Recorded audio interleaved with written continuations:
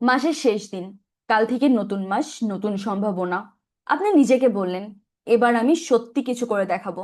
Computer খুলে বসলেন, কিন্তু 4 ঘন্টা পর দেখলেন 15টা ইউটিউব ভিডিও দেখে ফেলেছেন। আর কাজ, কাজ তো এক পাও এগোয়নি।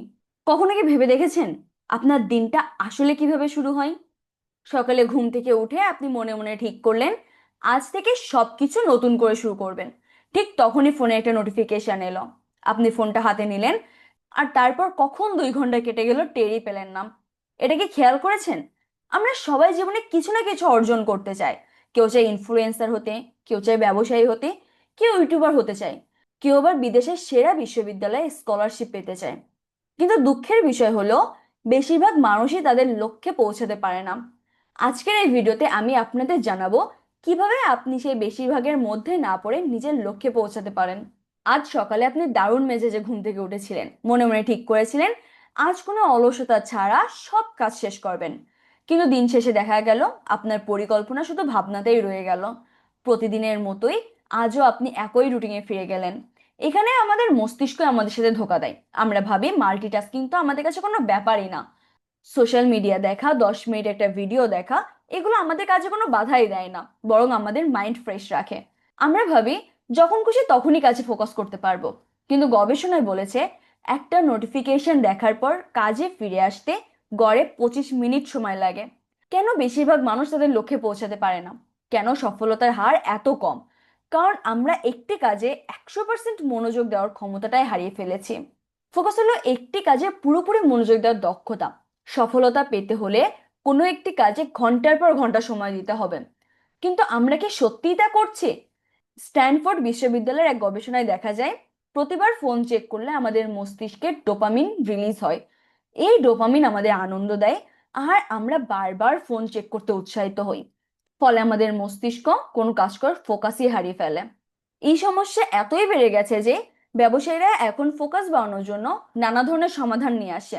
সাপ্লিমেন্ট, ফোকাস ড্রিঙ্কস, ফোকাস বর্ধক অ্যাপ, এমনকি আই ট্র্যাকিং চশমা পর্যন্ত বাজারে চলে এসেছে, যা আপনার চোখের নড়াচড়া ট্র্যাক করতে পারে। এমনকি ফোকাস ফ্রেন্ডলি ওয়ার্কস্পেস এবং স্মার্ট লাইটিং সিস্টেমও এখন জনপ্রিয়। কিন্তু যখন আমরা একটি কাজে মনোযোগ দিতে পারি না, তখন আমরা একাধিক কাজে মনোযোগ দেওয়ার চেষ্টা করি। এটাই হলো ডিস্ট্রাকশন। আমরা একটি কাজ করতে গিয়ে ইউটিউব, ফেসবুক, ইনস্টাগ্রামে চলে যাই। এই একাধিক ইনপুটের ধারা আমাদের মনকে বিভ্রান্ত করে। এই বিভ্রান্তি এখন আমাদের অভ্যাসে পরিণত হয়েছে।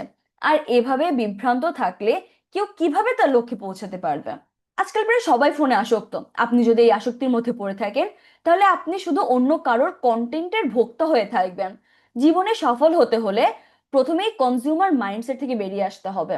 এই কনজিউমার মাইন্ডসেট থেকে বেরিয়ে এসে ক্রিয়েটর মোড চালু করতে হবে। এর জন্য আপনাকে একটি দৈনিক রুটিন তৈরি করতে হবে। এটা শোনা যতটা সহজ, করাটা ঠিক ততটাই কঠিন। প্রথমত আপনার ফোন থেকে ফেসবুক, ইনস্টাগ্রাম, হোয়াটসঅ্যাপের মতন অ্যাপগুলো মুছে ফেলুন। যেসব অ্যাপ আপনাকে ডিস্ট্রাক্ট করে থাকে সেগুলোই ডিলিট করুন। পরবর্তী 24 ঘন্টার জন্য আপনার ফোনটিকে অন্য কোনো একটি রুমে লক করে রাখুন। এতে আপনি বুঝতে পারবেন ফোনের প্রতি আপনি কতটা আসক্ত।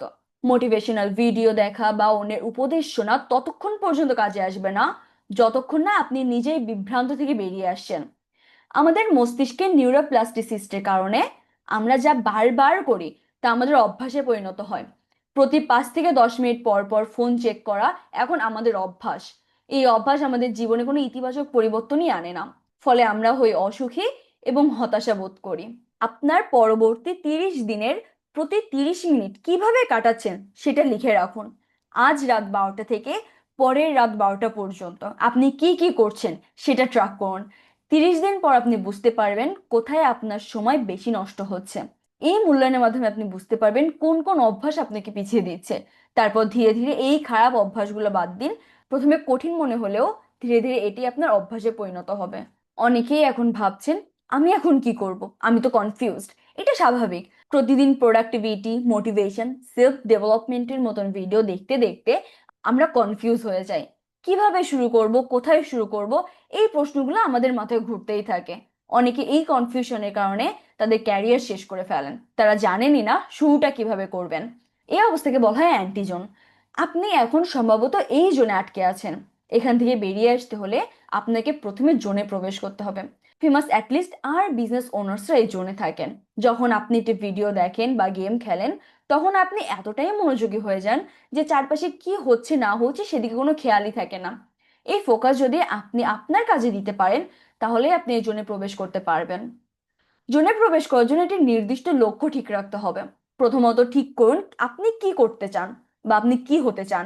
ধরুন আপনি চান পরবর্তী 6 মাস আপনি নিয়মিত ইউটিউবে ভিডিও আপলোড করবেন। শুধু এই লক্ষ্যের দিকেই ফোকাস করুন। ছোট ছোট পদক্ষেপ নিন। বড় স্বপ্ন দেখা ভালো, কিন্তু শুধু ভেবে গেলেই কিছু হবে না। ছোট ছোট বাস্তবসম্মত লক্ষ্য ঠিক করুন।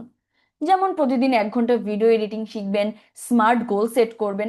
আপনার লক্ষ্য হতে হবে স্পেসিফিক, মেজারেবল, অ্যাচিভেবল, রিলেভেন্ট এবং টাইম বাউন্ড। স্মার্ট গোল কি, এটা কিভাবে ব্যবহার করবেন, পরবর্তীতে এটা নিয়ে বিস্তারিত জানাবো। আমাদের মস্তিষ্ক একটা সুপার কম্পিউটার, কিন্তু আমরা এটাকে কি ইনপুট দিচ্ছি? অতিরিক্ত ঘুম, অনিয়মিত খাওয়া দাওয়া, অতিরিক্ত কার্বোহাইড্রেট, এগুলো আমাদের ফোকাস নষ্ট করে। দুপুর 2টার পর থেকে আমাদের ফোকাস লেভেল অনেক লো হয়ে যায়। এমনকি অফিসে বা ফিজিক্যাল ক্লাসে থাকলেও আমরা মেন্টালি অ্যাবসেন্ট থাকি। মানে আমাদের সেই কাজের প্রতি ফোকাসটা অনেক কমে যায়। আর এই জন্যই আমাদের মেনু, ঘুমানোর টাইম টেবিলটা সবার আগে ঠিক রাখতে হবে। কারণ অপর্যাপ্ত ঘুম, অনিয়মিত খাওয়া দাওয়াও এর অন্যতম কারণ। একটা বেসিক রেগুলার ডায়েট মেনটেন করুন, আপনার ফোকাস অটোমেটিক্যালি বেড়ে যাবে। আর জোনে ঢুকে কাজ করা অনেক বেশি সহজ হয়ে যাবে। অ্যান্ড মাস্ট বি রিমেম্বার, আপনার ব্রেন পরিবর্তনশীল। আপনি সেটাকে যেভাবে ব্যবহার করবেন, এটি সেভাবেই গঠিত হবে।